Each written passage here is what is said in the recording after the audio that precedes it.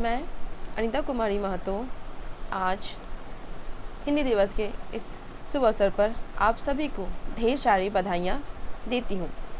आज मैं आप सबके समक्ष हिंदी दिवस के बारे में कुछ कहना चाहती हूँ। जैसा कि हम सभी जानते हैं, हर साल 14 सितंबर को हम हिंदी दिवस के रूप में मनाते हैं। 1949 में संविधान ने हिंदी भाषा को राजभाषा का दर्जा प्राप्त हुआ। इसलिए हर साल 14 सितंबर को हिंदी दिवस के रूप में मनाया जाता है और हर साल 10 जनवरी को विश्व हिंदी दिवस के रूप में मनाया जाता है। तो आज हम हिंदी दिवस के बारे में कुछ विस्तार पूर्वक बातें समझेंगे।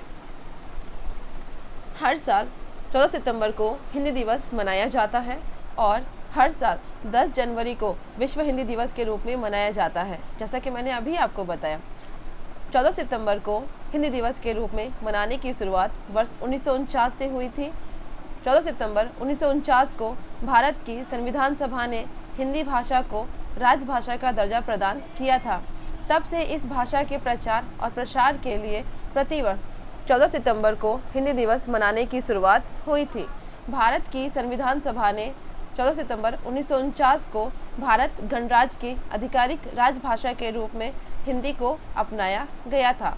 हालांकि इसे 26 जनवरी 1950 को देश के संविधान द्वारा आधिकारिक रूप में उपयोग करने का विचार स्वीकृत किया गया था।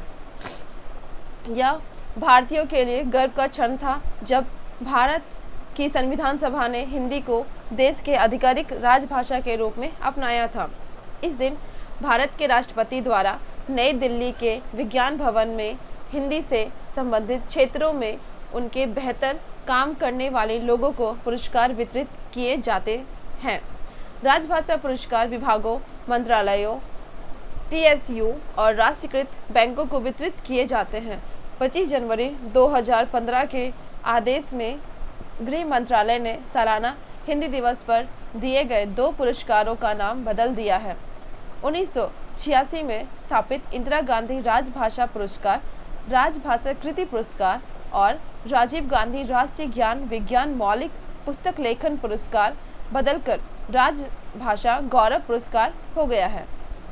यह हिंदी भाषा के महत्व पर जोर देने का एक दिन है जो देश में इसका महत्व खो रहा है।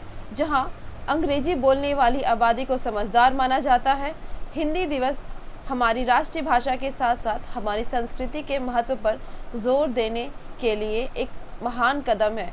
यह युवाओं को उनकी जड़ों के बारे में याद दिलाने का एक तरीका है।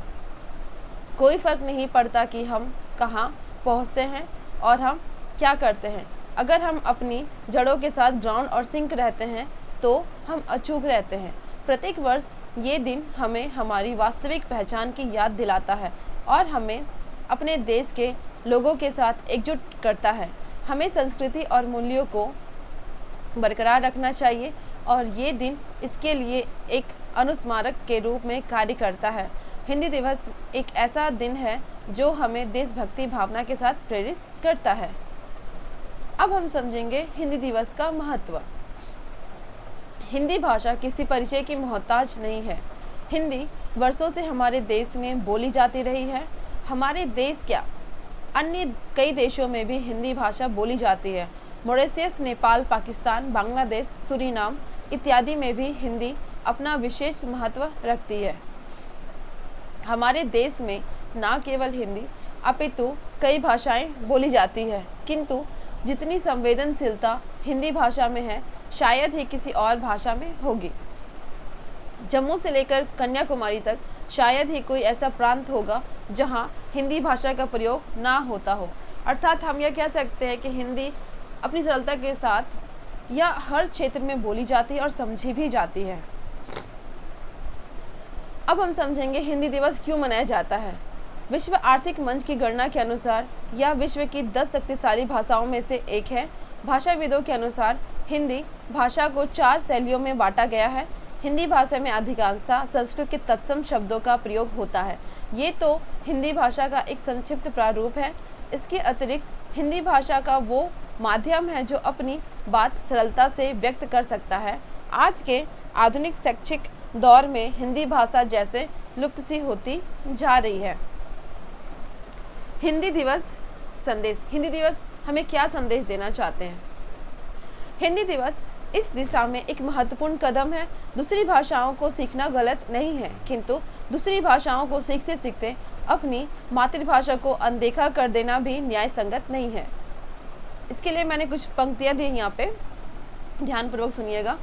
निज भाषा उन्नति अहे, सब उन्नति को मूल, बिन निज भाषा ज्ञान के मिटत न हिये को सूल।